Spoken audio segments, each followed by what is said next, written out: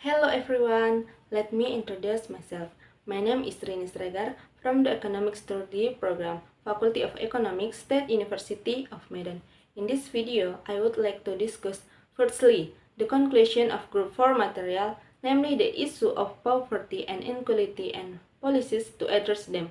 Secondly, the overall view of poverty in Bangladesh. Enjoy watching!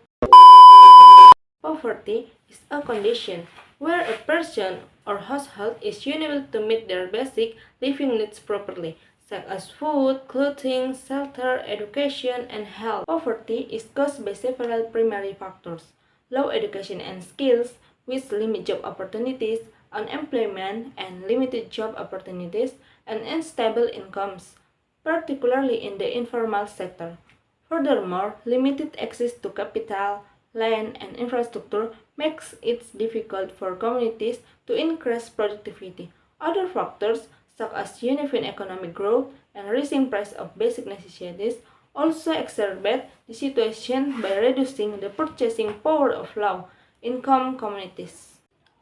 How to address poverty? 1. Social protection. Family Help Program or PKS, Basic Food Assistance or BPNT, and Direct Cash Assistance or BLT to maintain the purchasing power of the poor, eliminating extreme poverty through assistance and meeting basic needs. 2. Economic empowerment.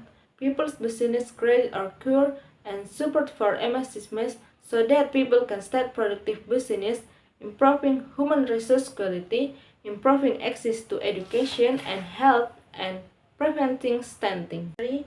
Job creation through the development of labor-intensive sectors and increasing investment. 4. Village and infrastructure development, including the use of village funds to stimulate the local economy. Let's continue discussing the picture of poverty in Bangladesh. Heading to know Bangladesh. Bangladesh is a country in South Asia, bordering India and Myanmar, and with a coastline on the Bay of Bengal. Its capital is Dhaka, and its population is over 170 million, making it one of the most densely populated countries in the world. Despite experiencing rapid economic growth, Bangladesh still faces poverty, which is a major challenge to its national development. Graphic from the Bangladesh Bureau of Statistics shows that poverty rates in Bangladesh have declined significantly over the past 2 decades. In 2000, the poverty rate reached 48.9%, then fell to 18.7% in 2022. Extreme poverty also dropped dramatically from 34.3% to 5.6%. This demonstrates Bangladesh's consistent success in reducing poverty. Furthermore, electricity access has reached 99.34% and the literacy rate is 74%, indicating an improvement in the community's quality of life.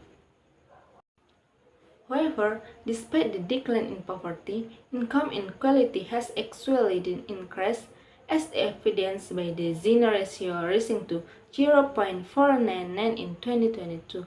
This means that economic growth has not been fully distributed evenly across the population. What are the causes of poverty in Bangladesh? Poverty in Bangladesh is caused by several main factors. 1 is the extremely high population density, which makes competition for jobs and resources intense. Furthermore, many people work in the informal sector with low and unstable incomes. Limited levels of education and skills also make it difficult for some residents to find decent work.